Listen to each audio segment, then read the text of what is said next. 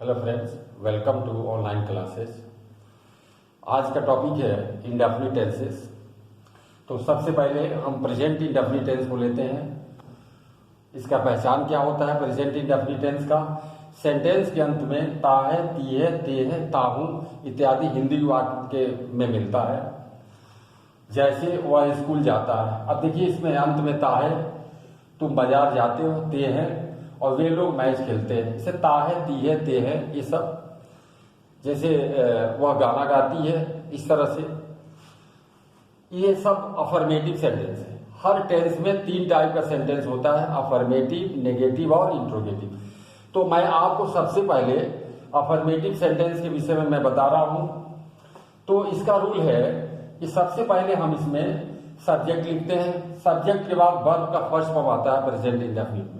अगर सिंगुलर है तो उसके साथ एस या ई जोड़ते हैं और बाकी के साथ नहीं जोड़ते हैं। फिर ऑब्जेक्ट आता है और फिर और कोई दूसरे शब्द होते हैं, वो ऑब्जेक्ट के बाद लिखते हैं। जैसे देखिए वह स्कूल जाता है। अब इसमें प्रेजेंट इंडेफिनिट टेंस में इसको ई जमात की इंग्लिश नहीं लिखी जाएगी। जैसे ये है, हो, ई जमात बिल्कुल नहीं आएगा इसमें। डायरेक्ट आपको क्या लिखना है? सब्जेक्ट और फिर वर्ब। देखिए रूल देखिए, सब्जेक्ट और फिर डायरेक्ट वर्ब और वर्ब के बाद ऑब्जेक्ट। एक चीज मैं आपको और बताना चाहूंगा कि हिंदी सेंटेंस और इंग्लिश सेंटेंस में आप अंतर समझिए। इसका बनावट क्या है? हिंदी सेंटेंस में ये कर्ता के बाद डायरेक्ट कर्म आता है और क्रिया तीसरे नंबर पर होता है। लेकिन इंग्लिश में क्या करेंगे? 1 नंबर में आएगा सब्जेक्ट और 2 नंबर में क्या आएगा? वर्ब आएगा, क्रिया, और फिर 3 नंबर में जो ऑब्जेक्ट है कर्म वो लिखेंगे। ये दोनों का बनावट है। जैसे अब देखिए वह स्कूल जाता है तो ही गोज टू स्कूल। अब यहां देखिए, और ये दूसरा है you go to the market. अब इसमें ही के साथ हमने गोज लगाया है और यू के साथ हमने गो लगाया है। तो ये मैं आपको क्लियर कर दूं। अगर सब्जेक्ट सिंगुलर नंबर और थर्ड पर्सन में है, देखिए इंग्लिश में 2 नंबर होते हैं, सिंगुलर प्लूरल, और पर्सन 3 होते हैं, फर्स्ट, सेकेंड एंड थर्ड। तो इसमें क्या है? अगर subject third person singular number में है तो उसके साथ एस या ई एस आएगा। और अगर सब्जेक्ट फर्स्ट पर्सन हो, सेकेंड पर्सन हो या थर्ड पर्सन का पुल्लर नंबर हो तो उसके साथ एस या ई एस नहीं आएगा। अब ये क्लियर हो गया होगा। जैसे अब यू क्या सेकेंड पर्सन है, इसके साथ नहीं आएगा। अब दे क्या है? थर्ड पर्सन है लेकिन ये सिंगुलर नंबर नहीं है, इसीलिए प्ले में हमने एस नहीं जोड़ा है। आपको फिर एक बार क्लियर कर दें, ये वर्ब के फर्स्ट फॉर्म में एस और ई एस जोड़ने के लिए जो है सब्जेक्ट को क्या होना चाहिए?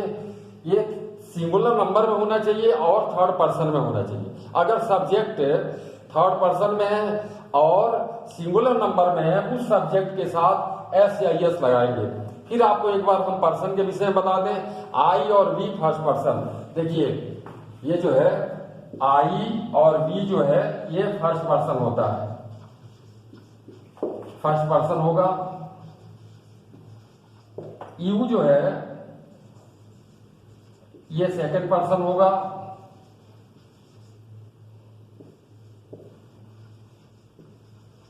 और इसके अलावा जैसे ही है, सी है, इट है, दे है, या कोई नाउन, कोई भी नाउन अगर है तो वो सब थर्ड पर्सन में होते हैं, थर्ड पर्सन में होते हैं। ठीक। अब देखिए फिर आपको मैं बताऊंगा ही क्या है? Third person. नंबर कौन सा है? Singular number. अब आप समझ गए होंगे कि सब्जेक्ट के बाद वर्ब के फर्स्ट फॉर्म में एस या एस कहां आएगा? जब सब्जेक्ट सिंगुलर नंबर में होगा और थर्ड पर्सन में होगा तभी एस या एस आएगा, और बाकी किसी के साथ भी नहीं आएगा। अब इसके बाद मैं आपको नेगेटिव बताऊंगा। देखिए नेगेटिव सेंटेंस को, नेगेटिव सेंटेंस जैसे वह स्कूल नहीं जाता है, नेगेटिव सेंटेंस में नहीं लगा होगा। सीता किताब नहीं पढ़ती है, वे लोग मैच नहीं खेलते हैं। ता है, ती है, ते है अंत में और नहीं लगा होगा इसमें। इसका रूल है सबसे पहले इसमें सब्जेक्ट आएगा और इसके बाद डज नॉट या डू नॉट नहीं के लिए इसमें लगाते हैं। ये सिंगुलर सब्जेक्ट के साथ, singular number third person subject के साथ डज नॉट आएगा और बाकी सभी के साथ डू नॉट आएगा। और नेगेटिव में वर्ब के फर्स्ट फॉर्म में एस या एस बिल्कुल नहीं लगाएंगे।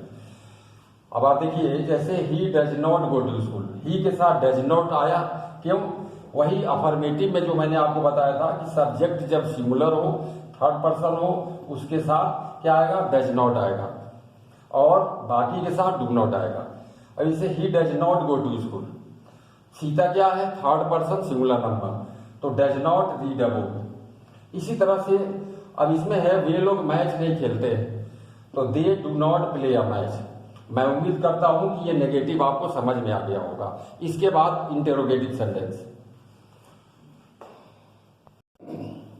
अब देखिए, इसके बाद इंटेरोगेटिव सेंटेंस। इंटेरोगेटिव सेंटेंस जो है दो टाइप का होता है। एक तो सब्जेक्ट के पहले क्या होगा, जैसे क्या वह स्कूल जाता है, क्या सीता किताब पढ़ती है, क्या तुम बाजार जाते हो, इस तरह के सेंटेंस होगा। और दूसरा जो होगा वो सेंटेंस के बीच में क्वेश्चन वर्ड आएगा, क्यों, कहाँ, कैसे, कब, तो ये, और लास्ट में क्वेश्चन मार्क, तो वो सेंटेंस इंटेरोगेटिव होगा। तो देखिए, अगर शुरू में क्या है सेंटेंस में हिंदी के, तो उस टेंस का जो हेल्पिंग वर्ब है वो सब्जेक्ट के पहले लगाते हैं। आपको मैं एक चीज बताऊं, इस प्रेजेंट इंडेफिनिट टेंस का जो हेल्पिंग वर्ब है वो डू और डज है। तो यहाँ सब्जेक्ट क्या है? ही, यानी वह, ही। तो इसमें क्या है? डज पहले हमने लगाया, देखिए डज, डज ही। और नेगेटिव और इंट्रोगेटिव में वर्ब के फर्स्ट फॉर्म में आईएनजी बिल्कुल, सॉरी, एस या एस बिल्कुल नहीं जोड़ेंगे।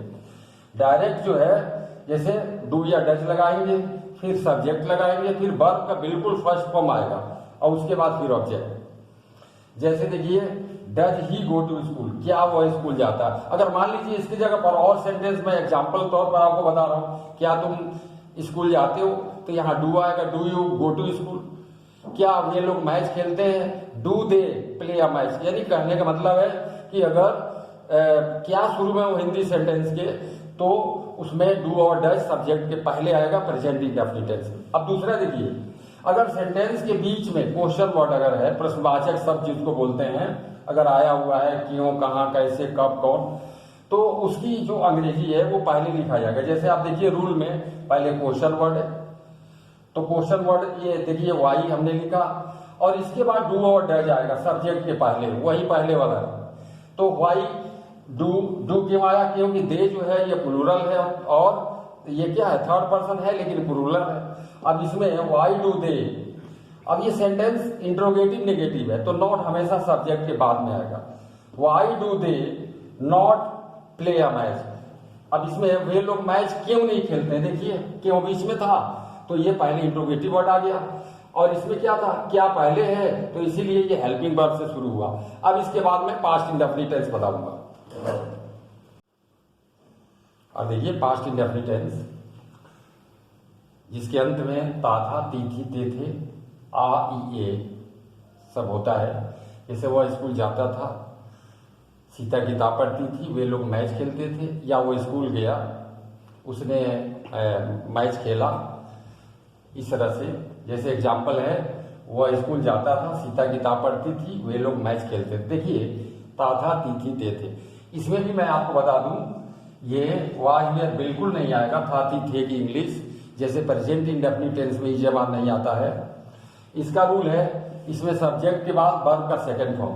देखिए, इसमें आपको बिल्कुल बहुत इजी है, डायरेक्ट आपको सब्जेक्ट के बाद वर्ब का सेकंड फॉर्म सभी सब्जेक्ट के। इसमें देखिए, प्रेजेंट इंडेफिनिट की तरह इसमें सिंगुलर प्लूरल का कोई इसमें वो मतलब इंपॉर्टेंस नहीं है। आप जो भी सब्जेक्ट हो सभी के साथ पास्ट इंडेफिनिट के अफर्मेटिव में आप डायरेक्ट वर्ब का सेकंड फॉर्म देंगे, और इसके बाद ऑब्जेक्ट फिर अदर वर्ब। जैसे ही वेंट टू स्कूल, गो का सेकंड फॉर्म वेंट। जैसे अब इसमें दूसरा, सीता किताब पढ़ती थी, Sita red a book, read का सेकंड फॉर्म ये जो है स्पेलिंग यही होगा, इसको रेड पढ़ेंगे। वे लोग मैच खेलते थे, they played a match, play का सेकंड फॉर्म प्लेड। अब आप इतना समझ गए होंगे पास्ट इंडेफिनिट का अफर्मेटिव। इसके बाद नेगेटिव वर्ब। अब पास्ट इंडेफिनिट का नेगेटिव सेंटेंस है। नेगेटिव देखिए, जैसे वह स्कूल नहीं जाता था, सीता किताब नहीं पढ़ती थी, वे लोग मैच नहीं खेलते थे। अब नेगेटिव का रूल है, इसमें भी सबसे पहले सब्जेक्ट आएगा, और नहीं के लिए इसमें डिड नॉट लगाते हैं सभी सब्जेक्ट के साथ। लेकिन ये ध्यान रहे कि पास्ट इंडेफिनिट के नेगेटिव और इंट्रोगेटिव में हमेशा वर्ब का फर्स्ट फॉर्म आता है, सेकेंड फॉर्म सिर्फ अफर्मेटिव में ही आएगा। तो देखिए सब्जेक्ट के बाद क्या हुआ, डिड नॉट, वर्ब का फर्स्ट फॉर्म, फिर ऑब्जेक्ट, फिर अदर वर्ड्स। अदर वर्ड्स यानी ऑब्जेक्ट के बाद कोई भी शब्द हो, जैसे वह स्कूल नहीं जाता था, he did not go to school. Sita किताब नहीं पढ़ती थी, Sita did not read a book. और वे लोग मैच नहीं खेलते थे, they did not play a match. अब ये आपको इसमें ये नेगेटिव पूरी तरह समझ में आ गया होगा। इसके बाद इंट्रोगेटिव सेंटेंस,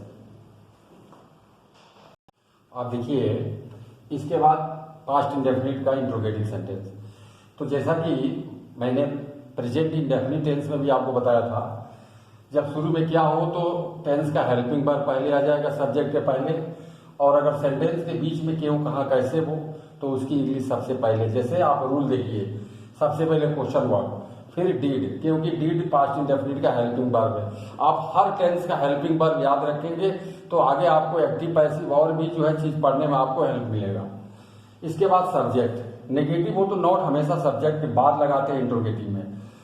और इसके बाद जो है वर्ब का फर्स्ट फॉर्म, फिर ऑब्जेक्ट, फिर अदर वर्ड्स। जैसे देखिए क्या वह स्कूल जाता था, अब इसमें सब्जेक्ट वह है तो इसका ही होगा, और सब्जेक्ट के पहले यहाँ क्या लगा हुआ है, मैं यही बोल रहा हूं कि सब्जेक्ट के पहले अगर शुरू में क्या है तो हेल्पिंग वर्ब डिड पहले आएगा, फिर सब्जेक्ट। तो कैसे बनेगा ये, क्या वह स्कूल जाता था, did he go to school. दूसरा देखिए सेंटेंस के बीच में ये क्यों, कहाँ, कैसे अगर आ जाए तो उसकी इंग्लिश पहले आएगी। जैसे क्यों का क्या होगा, वाई, डिड आगे हेल्पिंग वर्ब, सब्जेक्ट, फिर नॉट, फिर ये जो है वर्ब और फिर ऑब्जेक्ट। तो क्या होगा, why did they not play a match. अब इसके बाद फ्यूचर इंडेफिनिट टेंस को मैं डिस्कस करूंगा। ओके, अब हम लोग फ्यूचर इंडेफिनिट को पढ़ेंगे। फ्यूचर इंडेफिनिट का पहचान है सेंटेंस के अंत में गा, गी, गे आदि होगा। जैसे वह स्कूल जाएगा, हम लोग मैच खेलेंगे। अब इसका देखिए इसमें इसका रूल क्या है, सबसे पहले सब्जेक्ट आएगा, फिर विल और शैल, फिर वर्ब का फर्स्ट फॉर्म, फिर ऑब्जेक्ट और फिर अदर वर्ड्स। और आपको मैं बताऊं कि विल किसके साथ आएगा, शैल किसके साथ आएगा। सब्जेक्ट यदि फर्स्ट पर्सन हो तो उसके साथ शैल आएगा और बाकी सभी के साथ विल आएगा। जैसे वह स्कूल जाएगा, वह क्या है, ये थर्ड पर्सन है, इसीलिए इसके साथ विल आएगा, he will go to school. अब ये देखिए हम लोग यानी वी, ये फर्स्ट पर्सन है, इसीलिए इसके साथ शैल आया है, we shall play a match. और अगर एक चीज और मैं बताऊं कि अगर यहाँ अनिवार्यता, अगर कोई अनिवार्य कोई बात कही जाए, जैसे मैं अवश्य स्कूल जाऊंगा, तो यहाँ आई शैल नहीं होगा, I will go to school होगा। वह अवश्य किताब पढ़ेगा तो ही शैल रीड ए बुक हो जाएगा, यह ध्यान रखिएगा। इसके बाद नेगेटिव में ये देखिए इसका रूल, सिर्फ नॉट आपको लगाना है विल और शैल के बाद। जैसे वह स्कूल नहीं जाएगा, हम लोग मैच नहीं खेलेंगे, कैसे होगा, he will not go to school, वही सेम है, नॉट लगाना है बस खाली। We shall not play a match, rule नीचे लिखा हुआ है, इसको आप देख लीजिए। अब इसके बाद हम लोग फ्यूचर इंडेफिनिट का इंट्रोगेटिव सेंटेंस को पढ़ेंगे। ये देखिए जैसा कि उसमें प्रेजेंट इंडेफिनिट में भी मैंने, पास्ट इंडेफिनिट में भी मैंने बताया, अगर सेंटेंस में शुरू में क्या है तो हेल्पिंग वर्ब पहले आएगा, और अगर सेंटेंस के बीच में अगर क्वेश्चन वर्ड है तो क्वेश्चन वर्ड पहले आएगा। एग्जांपल आप देखिए, क्या वह स्कूल जाएगा और हम लोग मैच क्यों नहीं खेलेंगे, पहले में क्या है, शुरू में क्या आया हुआ है, तो फ्यूचर इंडेफिनिट टेंस का हेल्पिंग वर्ब है विल और शैल। तो देखिए कैसे बनेगा, विल ही के साथ विल आता है तो विल पहले आ जाएगा, will he go to school. दूसरे में क्यों बीच में आया हुआ है, ये देखिए क्यों, तो इसकी जो वाई है पहले आ जाएगा, और वी सब्जेक्ट है इसलिए शैल सहायक क्रिया सब्जेक्ट के पहले लगा दिया, why shall we not play a match. और एक चीज और मैं आपको बताना चाहूंगा, जैसे अगर हु से अगर शुरू है तो उसमें हेल्पिंग वर्ब बिल्कुल नहीं लगाते हैं। जैसे तुम्हें अंग्रेजी कौन पढ़ाएगा, जैसे तुम्हें अंग्रेजी कौन पढ़ाएगा,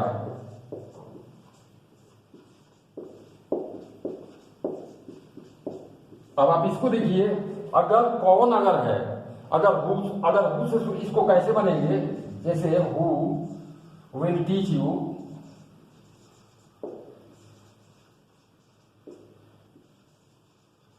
इंग्लिश। अब आप ध्यान से, मैं जो बताना चाहता था, अब देखिए विल के पास सब्जेक्ट नहीं है यहाँ डायरेक्ट क्या है, हु आया है और हु को सब्जेक्ट मान लिया गया। हु जो है किसी भी टेंस में हो, हु को इंट्रोगेटिव प्रोनाउन बोलते हैं, क्योंकि वो प्रश्नवाचक शब्द का भी काम करेगा और प्रश्नवाचक शब्द के अलावा वो सब्जेक्ट का भी काम करेगा। जैसे प्रेजेंट इंडेफिनिट में अगर कोई सेंटेंस में बोलूं, जैसे तुम्हें अंग्रेजी कौन पढ़ाता है, तो हु टीचेज हो जाएगा, यहाँ डज डू नहीं लगाएंगे, हु टीचेज यू इंग्लिश। उसी तरह पास्ट में तुम्हें इंग्लिश अंग्रेजी कौन पढ़ाता था, तो हु टॉट यू इंग्लिश। इसी तरह इसमें आपके सामने है। और इसके बाद मैं उम्मीद करता हूं कि आपको पूरी तरह से फिर एक बार मैं बताऊं, प्रेजेंट इंडेफिनिट का जो है ता है, ती है, ते है, पास्ट इंडेफिनिट का ता था, ती थी, ते थे, और फ्यूचर इंडेफिनिट का गा गी गे। प्रेजेंट इंडेफिनिट टेंस में सब्जेक्ट के बाद वर्ब का फर्स्ट फॉर्म आता है, और पास्ट इंडेफिनिट में सेकंड फॉर्म आता है, और फ्यूचर इंडेफिनिट में सब्जेक्ट के बाद विल और शैल और वर्ब का फर्स्ट फॉर्म। That's all.